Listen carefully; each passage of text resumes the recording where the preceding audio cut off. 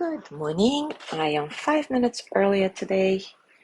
As always, if you're watching in recording, you're welcome to fast forward about 5 minutes or stay with us through our hellos.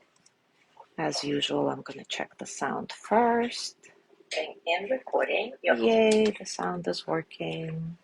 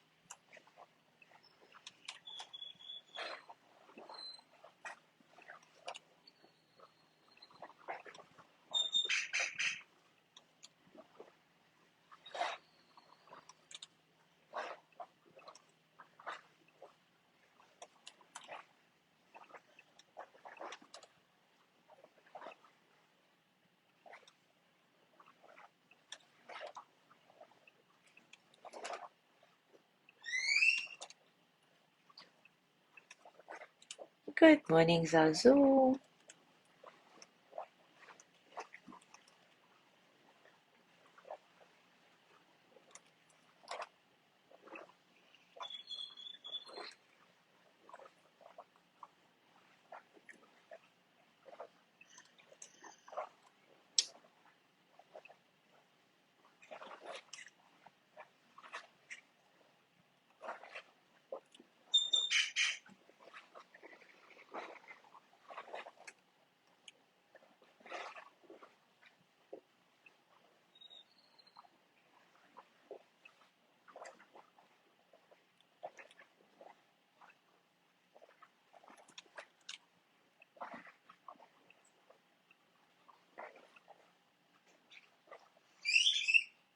Good morning, Gina.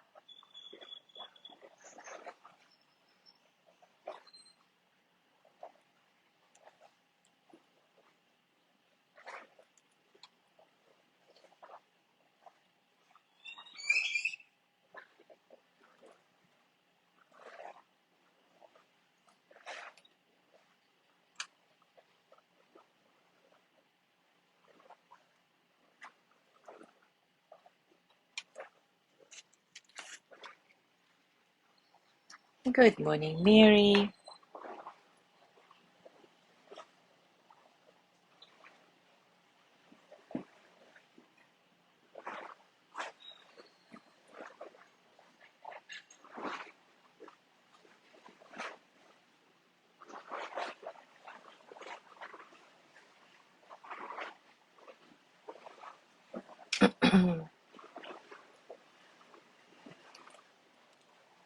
All right, it is time for us to start. And today we will continue our discussion of sympathetic joy practice and look at the quality of selfishness that makes sympathetic joy impossible, because there is no space for sharing when we enter the mind state of selfishness. In the English language, the word selfishness is used in quite a confusing way.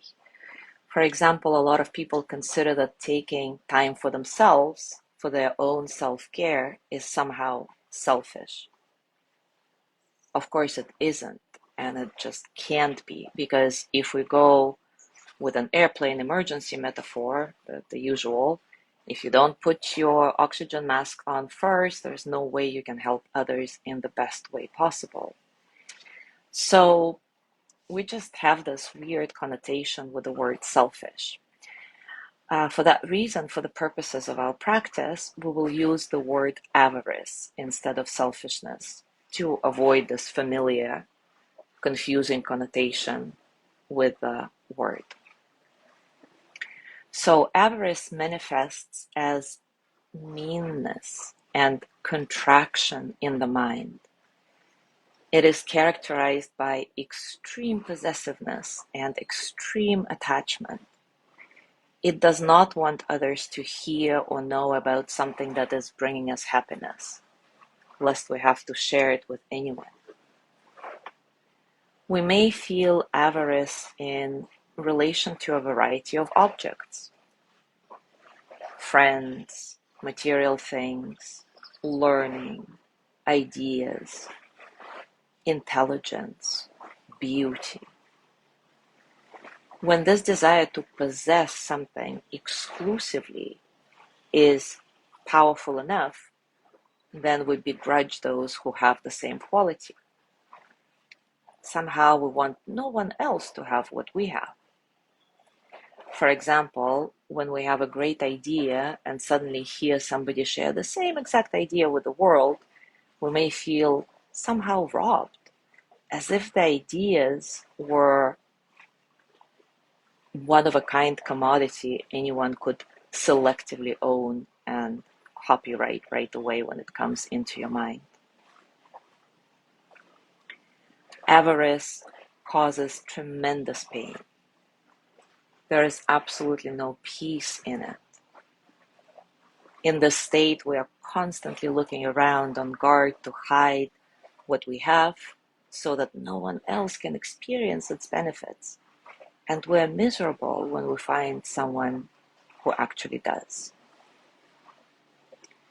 The roots of envy and avarice are aversion towards others and attachment to objects, both material and abstract. So it could be attachment to people, of course.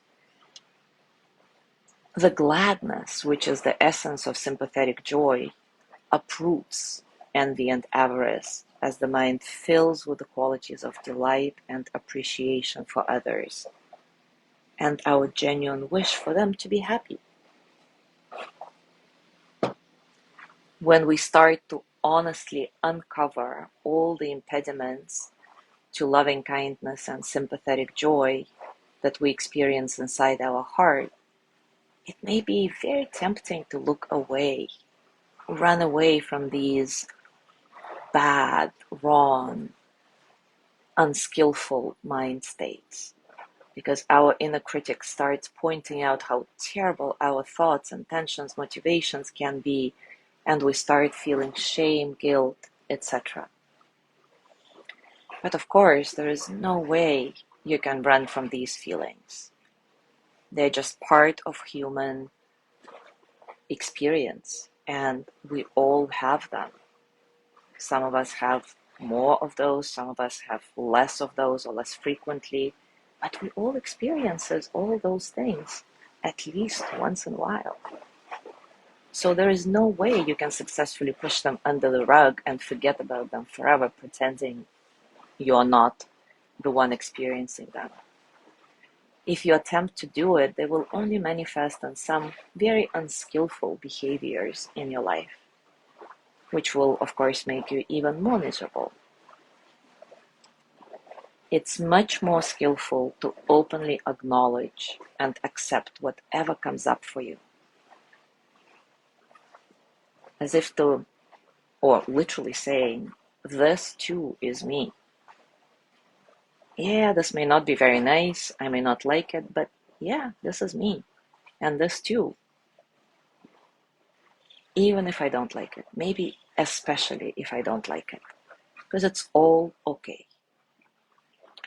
So let's explore this together now with a practice designed to quiet our inner critic. As always, take a comfortable position and take a few moments to settle.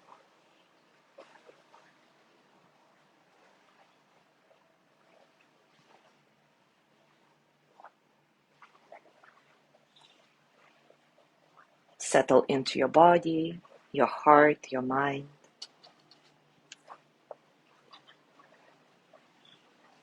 Feeling this moment right here, right now, your full presence in this moment.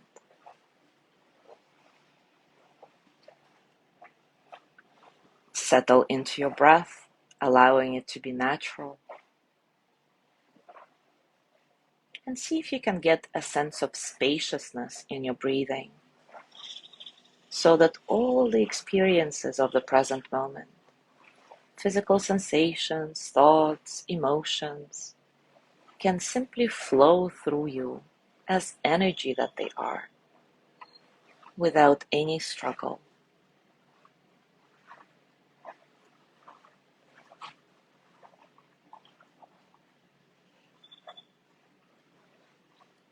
Now call to mind a difficult emotion you felt recently.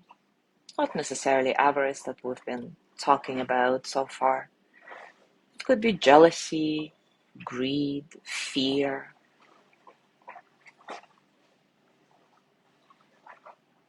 Whatever it is, just notice how it feels in your body, in your heart, what happens to your breath as you bring it to mind.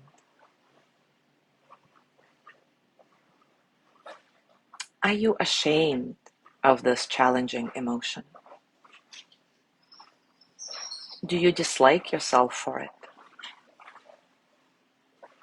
Do you feel you should have been able to prevent it from arising somehow? Do you consider yourself in some way bad or wrong for having this feeling?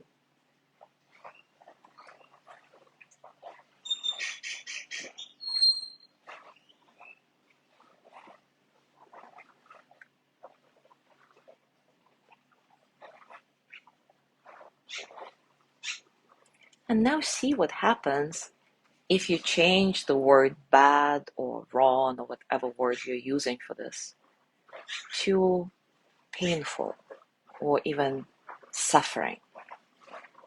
Recognize that this jealousy or envy or fear or greed or whatever it is you're feeling is actually a painful state for you, a state of suffering. See what happens in your relationship to that feeling as you make this change, this reframe.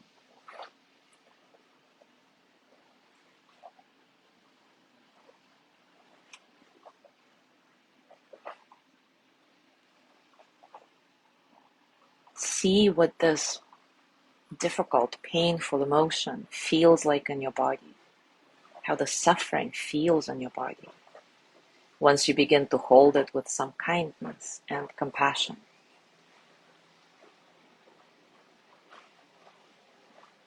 Observe the various sensations, kind of imagining that this pain, the suffering is there, and the compassion, your kindness, your self-empathy is also there, surrounding the suffering, surrounding the pain.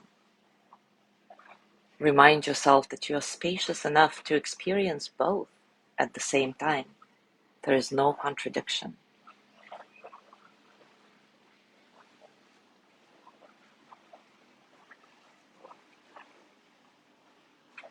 And just continue in this way and notice if that sense of, oh, no, it's bad, it's wrong, comes back. So when you catch yourself being harshly critical, replace it again with compassion for yourself. Maybe saying, how human of me to experience that. This is part of the human experience.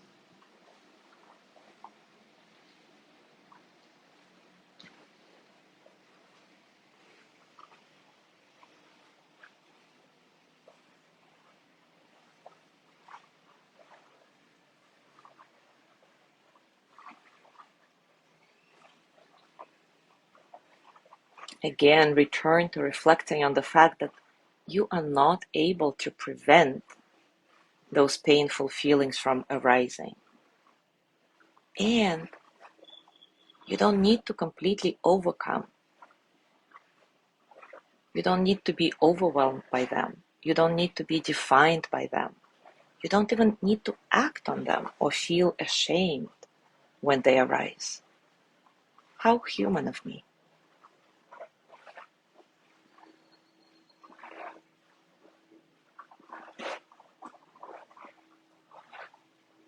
It's simply the nature of things. Those thoughts and feelings will arise at times, no matter what, no matter how hard you're trying to prevent them, how hard you're trying to pretend they're not happening. How human of me.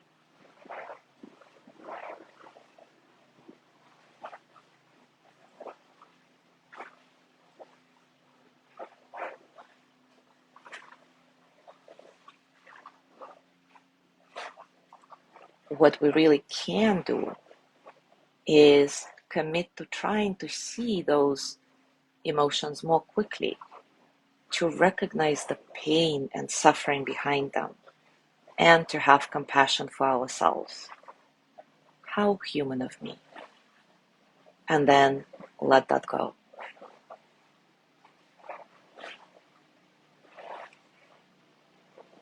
We can also commit to remembering that when someone else is acting, quote unquote, badly,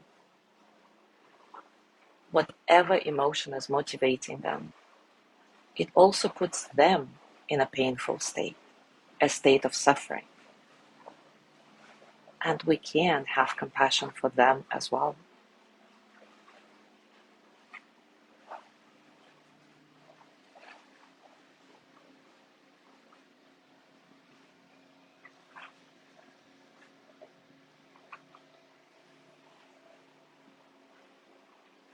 Place your hands on your heart and repeat after me. May I be filled with loving kindness. May I be well in body and mind. May I feel safe, protected, at ease. May I know deep, natural peace. And now we'll do it for all living beings. May all beings be filled with loving kindness. May they be well in body and mind.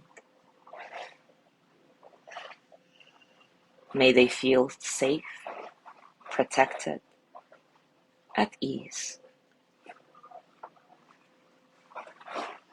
May they know deep, natural peace.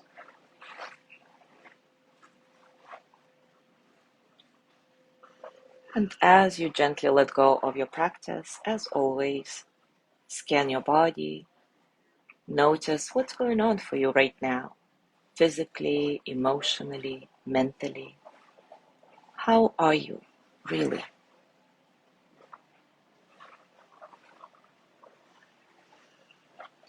And as you go through your day today, I invite you to notice what thoughts or feelings you deem as bad or wrong in yourself.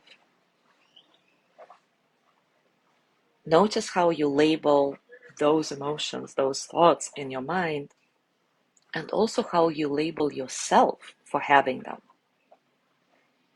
In that moment, see if you can expand your awareness to remind yourself that this is actually suffering. You are suffering. This thought or feeling is painful. And see if instead of berating yourself for it, you can surround this painful state with self-empathy. How human of me. And with loving kindness. If it helps, you can even repeat the loving kindness mantra or just say your favorite one-liner from this. May I be filled with loving kindness, for example, or simply, may I be happy. May I be at peace. And see where it takes you. Thank you so much for being here today. Have a gorgeous day, and I will see you tomorrow.